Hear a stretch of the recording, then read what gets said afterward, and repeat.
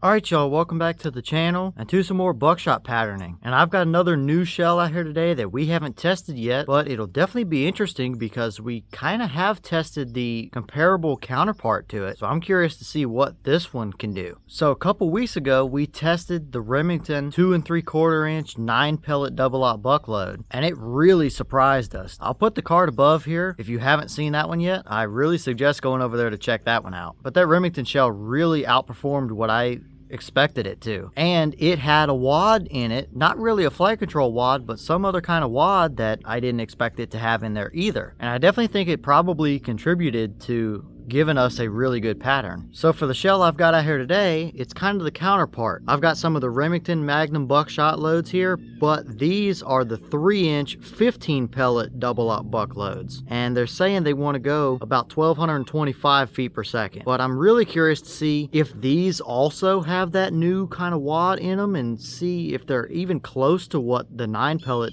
2 3/4 inch shells did. I mean, on the box there, it says the exact same thing as before, where it's best if you shoot them through a full choke, and they have that same polyethylene filling stuff in them. And yet again, it mentions nothing at all about having a wad, just like the other ones didn't. So I'm really curious to find out if maybe these have it as well, and they just haven't changed the box yet or something. And as for the setup we're going to be using, I've got my Remington 1187 back out here again, and of course I have the stock full choke in the gun, which is what we used previously, and being a full choke, it's what the box says should give us the best results, so that's what we're going to start out with for today's test. And speaking of that test, it's going to be the same as usual. I have a roughly 36 by 36 piece of paper down at 40 yards. I also have the chronograph, so we'll be able to see what kind of speed we're getting and how close it is to what the box says it should be. So we'll head up and take the shot. We'll look at what kind of chrono speed we have, and then we'll go down and take a look and see how it actually patterned. And as usual, I also have the templates out here that we can lay up both circle and animal cutouts and kind of get a reference to see how these would have actually performed in a few different scenarios. So let's head over here to the chronograph and shoot these things and see what kind of performance we can get out of the 3-inch 15 pellet version, and see if it can hold up to that 2 3/4 9 pellet version.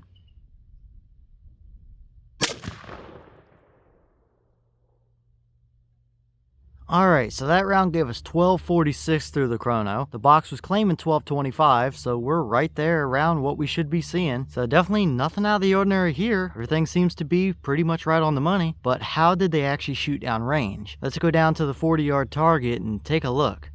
Alright, so now we're down range here at our 40-yard paper, and this is what we got here. Now, before anything, the answer to the question of does the 3-inch version of these shells have the wad? And that answer is no, they do not have any kind of a wad. It's just whatever buffer material they use in the shell. And I think it shows in this pattern here. Now, obviously, this is not a bad buckshot pattern at all for 40 yards. If we look at it here, that ugly looking white spray paint mark right there was my point of aim, and we have multiple right in that area right there. And backing up here, we have 14 out of the 15 on this piece of paper here. So unfortunately, we don't have all 15 on here, but what we do have on here is not too terrible at all compared to some of the other loads we've tested, that's for sure. So before we put any of the templates up here, we're not looking too terrible right off the bat. But let's start out real quick, take a look at the 10-inch and 30-inch circle templates and see what kind of pattern density we're looking like here.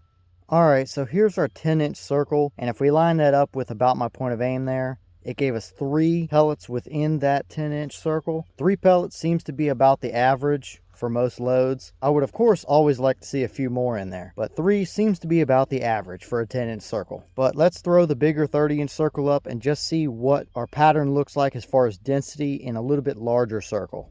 Alright, so here's our larger 30-inch circle, and as you can see, if we roughly line that up with my point of aim, we have 14 pellets within this circle here, and that is all 14 that hit this piece of paper. We are still missing the 15th pellet somewhere, but overall here, not looking too bad so far. But how would it have done if you would have been hunting with this load? Let's throw the deer template up and see what kind of results we would have got there. Alright, so here's our deer template, and as we can see, we have a front leg down there, and his neck is just starting off to the right over there. So if we put our point of aim with roughly where we would want it to be, it gave us 9 pellets that hit this deer, and maybe this one just off the edge here would have hit the neck area if it would have continued on like normal, so maybe giving us 10. But out of these right here, we have multiple right through the heart lungs area right there, and several more that would have got up into some of the main neck and shoulder area up there. So absolutely a dead deer on this one, no question about it. So we're definitely looking pretty decent here, but how would it have done for you hog hunters if you would have taken this shot on a hog? I think it's going to be pretty much the same story, but we'll throw the template up there just to take a quick look at it and see what it tells us. Okay, so here's our hog template, and pretty much the same story. This time we have 11 pellets that actually hit this hog, and multiple right around the heart lungs area right there, and several more that would have got right up into the shoulder neck area all throughout there. So definitely a dead hog on this one for sure. So overall here, even though I don't think it's quite as good as what the 2 3/4 9 pellet load of the Remington double-up buck did, it's still not what I would call a bad load by any means. We're looking pretty good out today's test, I'd say. Alright y'all, well, what did you think about that load right there? I definitely don't think it's quite as good as what the 2 3/4 9 pellet Remington load with that new wad stuff they have in there, but clearly this is not a bad load of buckshot either by any stretch of the imagination. It would have absolutely done the job for anything you needed it to. So overall, not a bad load by any means. But as always, let me know your thoughts about it in the comments. Did you expect that kind of performance? Were you kind of wondering the same thing that I was about, do these shells have that wad in them, and if so, how did they perform? And let me know what your experience has been with the Remington 3-inch 15 pellet load. But with that being said, I'm going to get back to more testing for y'all. We've got plenty more stuff coming and a bunch more new loads as well over the next couple weeks or so. And I should mention, we also have an Instagram now as well. I'll leave it in the description if you guys are interested in going over there. We do post some sneak peeks and updates and things every so often. So the link will be in the description if you're interested in that. But with that being said, I'm going to get back to it. So I'll see y'all in the next one.